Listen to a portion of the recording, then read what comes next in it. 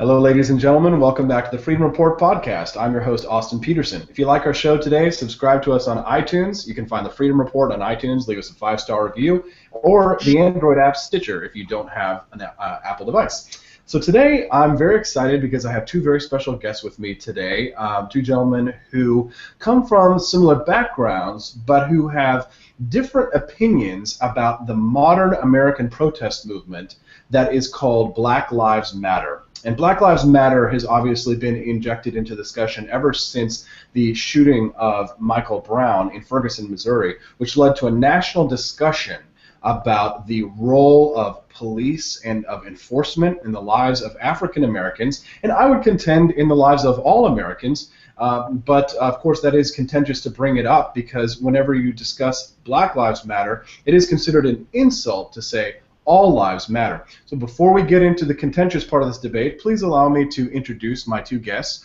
One is Mr. Professor Jason Williams. Professor Williams graduated from New Jersey City University with a bachelor's and master's in criminal justice. He earned his doctorate in administration of justice from Texas Southern University. His areas of expertise are race, ethnicity, and crime, criminological criminal justice theory, critical criminology, historical criminology, social control, criminal justice policy, social justice, and the sociology of knowledge. He's also on the editorial board of half a dozen scholarly journals. My other guest is Mr. Eric July. Eric is a Democrat turned libertarian, currently fronting a metal band called Backwords. Using his background as a former gangbanger, Eric uses every platform he has to get the word out on libertarianism. Gentlemen, thank you very much for coming on my show. Thank you for having me. Appreciate you having me, brother. Okay, so please, if I could begin with the professor, Mr. Williams. My first question to you is, what is the Black Lives Matter movement really all about at its heart? Yeah, well, I mean, I've gone to several of the protests myself, again, as a researcher. And from many of my conversations with the individuals participating in this, it's really about raising consciousness regarding the black condition, right? Regarding, for example, black people's experiences with the criminal justice system and within all of its phases and stages, but also economic inequality and other institutions within society that sort of impacts us in a negative fashion. So it's really about conscious raising at this point. So what about you, Eric? What is your opinion of what the Black Lives Matter movement is really all about? Well, I mean that's a great question. I would agree actually with brother that it is along those lines in terms of we're talking about inequality in the justice system and things like that. However, I do think the hashtag itself, not just the hashtag, but the whole movement and the name of it, I think it's rather ill-advised. It's improperly named because of I would say the inconsistency of the movement itself in terms of black lives mattering, I guess, to the America as well as black people in general. So I understand where they're coming from. I think we all understand where they're coming from, but my thing with it is it's a little inconsistent. Okay, and what is your response to that, Professor? Well, I'm kind of a little bit puzzled by inconsistent. I don't know if he means that, for example, how can you be, in the streets talking about, hey, Black Lives Matter when you have, for example, black on black crime? I don't know if he's talking about that specific point. If he could just provide clarity on that. Eric? Yes, most definitely. And yes, it is actually along those lines. Now, I do want to go ahead and throw out there that I am in my own organization called Minority Seeking Solutions out here in Texas as well. And I have actually my organization. We've joined the fight with the whole justice system and things like that. However, when I do talk inconsistency, I do not see these other organizations, these leaders, as rather, I guess, passionate about attacking some of the issues that are in our community. So when I say inconsistent, I'm meaning that the lack of passion, the lack of aggression to attack these issues that are self-inflicted, self-destructive and things like that. Now, I know what a lot of guys would say that points to the economic lack of economic resources and all of that. Now we'll get into that discussion, I'm sure, later on in the show. However, yeah, that's what I'm meaning when I say inconsistent. It's rather the lack of passion for these groups, that, rather than attacking the issues that directly affect African Americans, the African American communities, and that are self-inflicted. Well, Yeah, what's self-inflicted? Can you tell us that real quick, When I Eric? say self-inflicted, you look at some of these numbers, such as, I was a criminal justice major as well, graduated out of Texas A&M Corpus Christi. A lot of what I studied was the injustice along the justice system. But looking at some of these numbers that are self-inflicted, you're looking at, we represent 12, 13% of the population. But we also represent and have close to almost half of the homicides. So if you're looking at that, and we represent obviously like 90% plus of those homicides are black, on black homicides. So you're looking at those numbers, statistically speaking, no other race kills their own kind at a higher rate than what African Americans do. That cannot be debated. You can look at the numbers. Don't take my word for anything. So that's what I mean by self-inflicted. We lead the nation in a lot of, it is not just with homicide. We lead the nation in a lot, with 70% of babies being born out of wedlock, things like that. These are self-inflicted wounds, lack of father figures in these communities. These are self-inflicted. It has nothing. We can point to the justice system all we want to, but I believe those are self-inflicted. Professor? yeah, well, a lot of those quote unquote self-inflicted wounds are not created in a vacuum, right? So there's macro level influences that then sinks down into these communities, into the micro level, and then creates these kinds of, as he calls, self-inflicted wounds that we see today. I mean, saying that it's self-inflicted, saying that these kinds of occurrences are created in a vacuum, fails to capture the true complexity of the problems. Okay, but going back to his notion that there are a lot of individuals involved in Black Lives Matter that are not actually shifting focus to black on black crime, in my opinion, would be inaccurate. Because, for example, in Ferguson, a lot of the groups that have come together down there to enact their form of Black Lives Matter movement are indeed active within their communities. Plenty of them are actually active. The same for Baltimore. So there are plenty of little groups. They're not as large as some other groups. However, they are out there in the streets actually doing the work, trying to get other people to understand that, listen, we need not harm our communities. We need not harm each other. But at the end of the day, he is correct. Black on black crime is a problem, and that it needs to be addressed within the broader movement. I think it is being addressed, again, in certain portions, certain areas of the Black Lives Matter movement, but it is probably not, as largely heard within the broader movement. But again, my departure from him is within the fact that there are some groups involved in the Black Lives Matter movement who are bringing attention to community level, black on black, intraracial problems. So I got in trouble with you, Professor, and many of your friends who came onto my Facebook profile after I got kind of sassy with some of the Black Lives Matter activists. That's what I like to do, is like stir up discussion and debate. And what I brought up was the fact that I think that Black Lives Matter activists could benefit from a deeper understanding of the Constitution and from some of the tactics that the ACLU playbook teaches people about how to interact with police. Now, mind you, this isn't about me saying that we need to back down from authority, because let me just tell you, libertarians are not big fans of authority. We're not conservative Republicans here who are bootlicking worshipers of the state of the authority. But what I think sometimes it might be useful is if there might be some coordinated training of Black Lives Matter's activists in some of these tools that the ACLU teaches.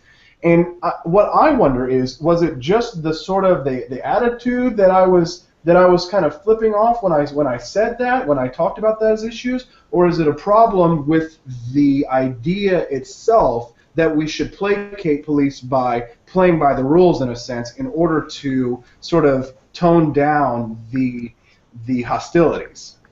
It was probably the latter. I think, first of all, just to go back to your idea of training, actually, during one of my first trips to Ferguson, there were certain groups down there training the protesters in terms of how to interact with law enforcement, not only in your everyday sort of situations, but also during moments of protest. So many of these individuals within the movement have been trained and are continuing to be trained in those contexts. Now, to go back to what you just stated, yes, I think it is the latter. For the most part, many African Americans, especially in these dispossessed communities are just about sick and tired of being told how to act, how to behave around law enforcement. When many of the times, and as was evidenced by the DOJ report in Ferguson, when many of the times they're really just walking around minding their business, going to the store, or going wherever they need to go. And so this is where you sort of see this discursive connection between what Black Lives Matters, what their arguments are, what their suppositions are, alongside some of the libertarian ideology, right? Because it's just this sort of want to just be left alone, allow me to breathe, allow me to walk, allow me to exist. And so I think some of the backlash from that came from, again, just this craving of wanting to be free, wanting to be left alone. Eric, I want to ask you a question about an incident which occurred in New York City, which I think to me is symbolic of the real problem that we have in this country of the heavy-handed enforcement methods which police are using. That's the case of Eric Garner, which I was sort of dismayed by the fact that Black Lives Matter took up the case of Michael Brown, which seemed to me to be less of a case that was defensible rather than the case of Eric Garner, where it seemed to me totally indefensible. And to me, as a libertarian, it was the regulatory state, big government, which killed Eric Garner. Because in the end, when liberals, Eric, when they argue for bigger government, when they argue for more taxes, well, Eric Garner was choked to death because he wasn't paying his taxes. Isn't that true, Eric? Oh yes, that's most definitely true, and I think that is the root of the issue, and this is why I kind of find myself clashing heads all the time. Not just myself, but my organization as well, clashing heads with some of these other black leaders is because they don't address that particular part of it. We're going out there throwing our vote behind a party that wants to make government bigger, and essentially not just from the tax portion of it. I mean, police in general, that's an extension of the government. So, we're expanding the state. We're giving them more, not freedom, rather. The state has the monopoly of force. Let's not sugarcoat that.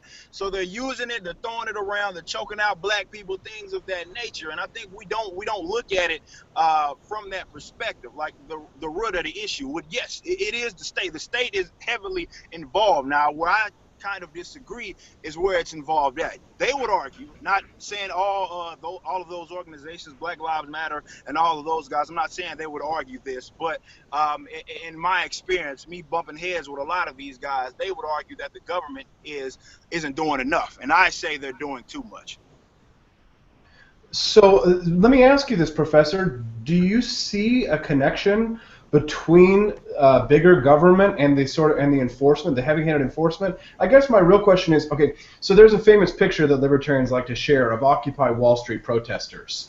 And on one side it says, what it shows is a police officer pepper spraying a girl directly in the face. And it juxtaposes the symbols. It says, wants more government, right? The girl is asking for more government, and she's getting it directly in the face. Right? So she wanted more government, and she got more government. Isn't Eric Garner the result of bigger government, Professor? When Democrats call for more government, when Eric Garner gets choked to death, isn't that bigger government? No, I can definitely see the connection that you guys are making here. As we know, the federalization of criminal justice really got its start in the 80s with the execution of the war on drugs. And then it expanded more under President Bush with, obviously, the Department of Homeland Security, which created a huge bureaucracy within the crime control industry, both privately and under the state-run system. So certainly, and I think that these laws that come about, for example, the war on drugs itself, is a sign of bigger government. Right? Because the more laws you create, the more people who are essentially harassed and incarcerated and so forth. And then you have the execution of new prisons as well. So certainly, yes, I think, and I would argue that much of the largesse that we see in government today has come about as a result of social control in the criminal justice system. And this is one portion of that argument, if you will, that I often speak about when I do go to some of these protests, that we do need to start seeing these criminal justice policies, these agencies and so forth, as a form of big government, because essentially it is, right? And it is oppressive. And so these are areas, avenues where there could be some connection between the right and those in the Black Lives Matter movement. But as I argued under your thread the other day, you don't see this. You don't see people in the whether they're libertarians, whether they're Republicans, so forth. You don't see them reaching out and making sense in these sort of logical ways to these individuals who are in these movements. If they had done this, then maybe you would have more people from within these movements sort of shifted over to that ideology. But I definitely agree with those concepts with regard to the criminal justice system. I mean, my problem is I've become sort of a pariah amongst conservatives because I call everybody out on their BS. There was a Confederate flag protest in my hometown of Missouri here, and I went to the protest, and I think I posted the video on that thread we were talking and confronted them about the history of the flag, simply because I think that if you're going to bear a flag, you should at least know the history of what it is that you're bearing.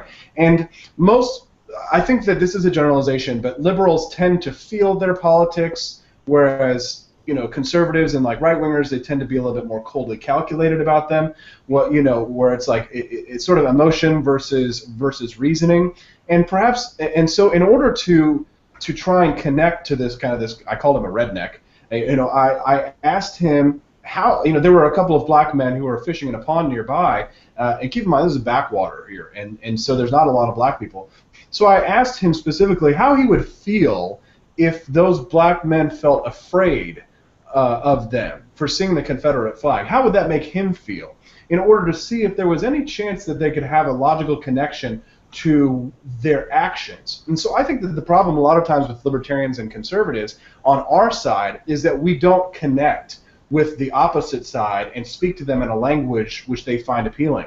So I don't know if that's something, Eric, that you would agree with. I mean, that's a criticism of our team and our guys. I mean, would you agree with some of those criticisms that we have a difficult time sort of talking past one another and connecting on issues that they care about? Oh, most definitely. I agree with that 100%.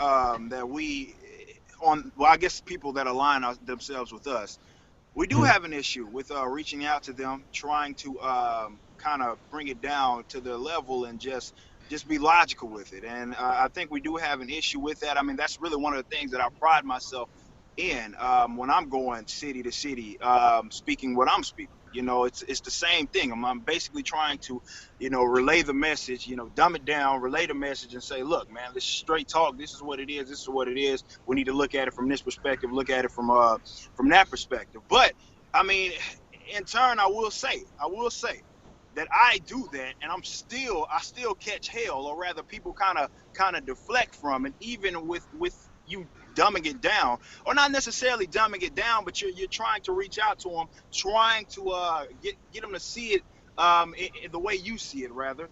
And I run into those problems still. So that's where I'm always attacking, not necessarily attacking, but really spearheading the whole concept of the black culture. Like in black culture, we have an issue, and I think that's one of our issues. Like if we're there on the other side, we're like, all right, screw them. We're not listening to them. And I was like that. I'm not speaking as an outsider. I'm speaking as a guy that was part of that. As a former gangbanger in these hoods. Hell, if a Republican or a libertarian came at me back then saying, look, let's look at it from that perspective, I was not trying to listen to them. You know what I mean? So I think that's where I'm at right now with it. I'm really I'm reaching out to them, but I am getting that pushback. And I think we're gonna forever really get that pushback. And that's why I'm always talking about black folks kind of looking in the mirror and attacking it that way, rather than just saying, look, they're on the other side. We have no reason to listen to them. They hate us. And, we're not coexisting right now. And I think we got to get there for sure. Okay, now, gentlemen, I want to have a discussion about economics before I get into politics. But I want to talk about economics because I think it's one of the most important issues that we can discuss, and I think economics does bleed over into civil rights. I'd like to ask you, Professor, or let me just set this up for a moment. As far as I understand, there's only one Jim Crow era law that is still on the books, and that law is the minimum wage. The minimum wage was a law that was used to keep blacks and Irish people from competing with white labor. So what I would like to ask you, Professor, is when you look at the minimum wage today and you see the effects of the minimum wage on small businesses that hire African Americans or hire minorities or small business people. Do you see any correlation between the implied racism of the minimum wage and the job killing impacts that it has today on the African American community, or not?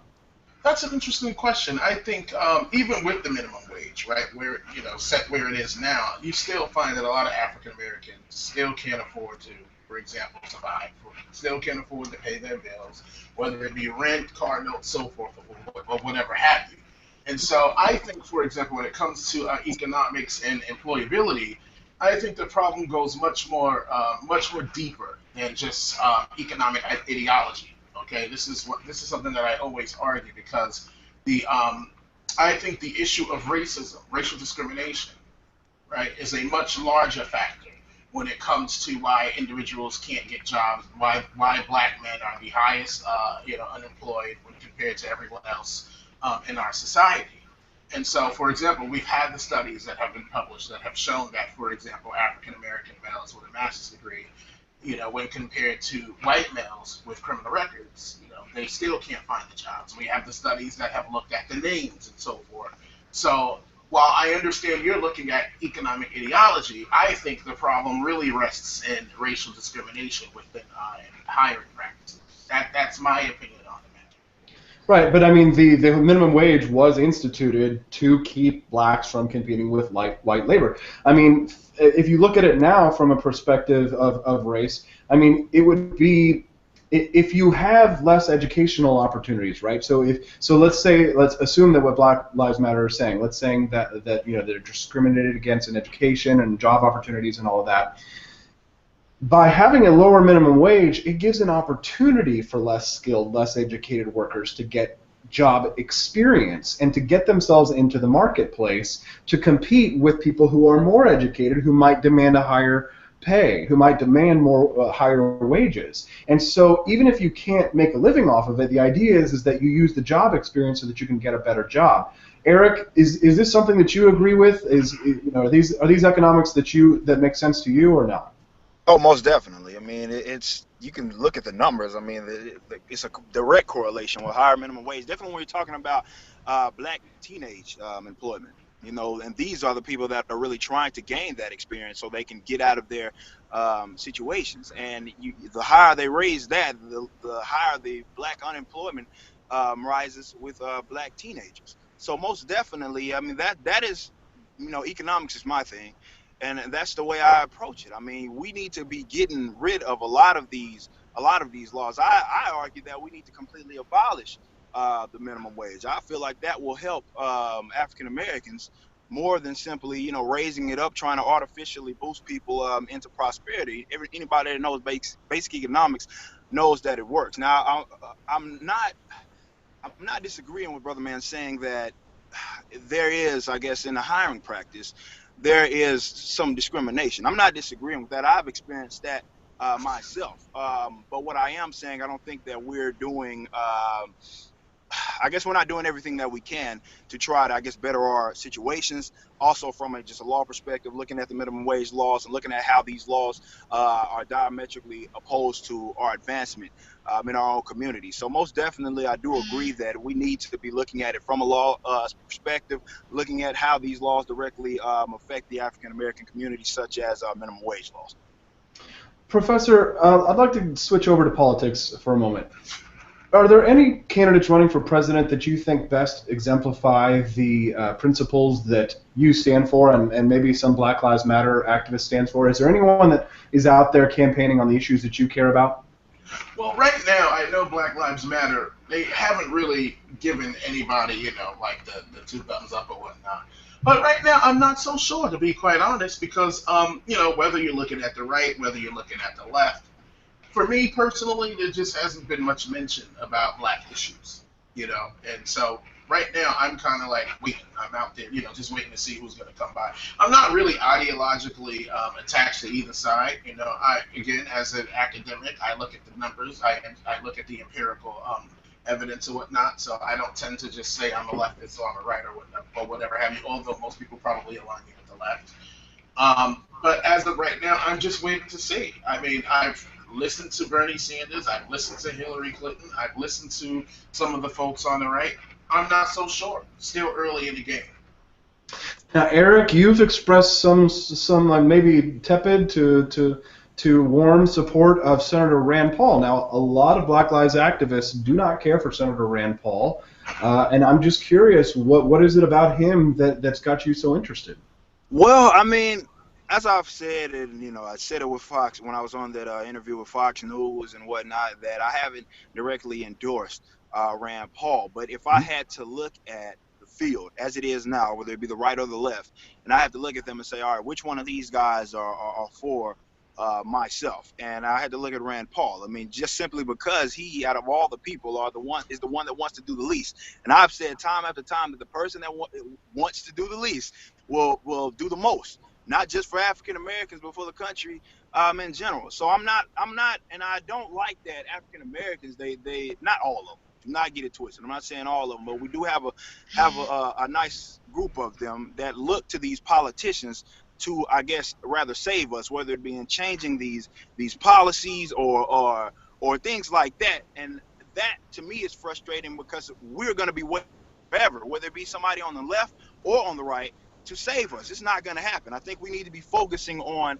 okay, what can we do to help our situations? There's too many economically successful black people for us not to be able to put our minds together and see. It's so much disposable income amongst black folks that we could put this money towards our communities and fix our communities rather than putting it in the hands of a politician. And that's just not to say on the left. I mean, for the right as well. Lord knows, and Austin, as well as a libertarian, I don't want any politician to come out here thinking that he can save our life, because it's not going to happen. We'll be waiting forever for that. So most definitely, I like to focus on what we can do rather than a politician. That goes for the right or the left. Professor, I'll give you the last word. Yeah, and you have a lot of people now starting to wake up to that. Everything that you just mentioned, you have a lot of people, particularly within the Black Lives Matter movement, who are now starting to wake up. For example, look how they're not. For example, with Hillary Clinton, they're not automatically backing Hillary Clinton. They're not automatically backing the Democrats, essentially, because let's just be frank, for very, very long, the Democrats have been taking the black vote, and yet we still see the issues that we see within our community. And so I think you have a lot of people now starting to wake up to that. But now this is the caveat. Will the right take advantage of that? Will they finally decide to have these logical conversations with them? Will they finally decide to listen, to open up and understand? Because that has been the problem between the black community and the right. And it always comes back to issues and concerns of race. Now, that isn't to say that a lot of blacks are now going to suddenly, go Republican or Libertarian. I don't know. Again, I think that the black condition exists within a space that is independent from these political ideologies of governance, right? For black people, for most anyway, it is this ideology of white supremacy and racism that impacts them more than anything else. And so, like I said, in this day and age, it's going to be interesting to see how things unfold, given that there's this growing distrust now of government and politicians. Well, I'll encourage you, Professor, and to direct your supporters to engage more with libertarians such as myself. I know that there was a lot of kind of hate-filled invectives thrown around during our first discussion, but look at what a productive discussion we've managed to pull out of this. So I hope that more things like this can happen. Professor Jason Williams and Eric July, gentlemen, thank you very much for coming on the show today, and I hope you have a great weekend. Thanks for having me. Brother, thank you.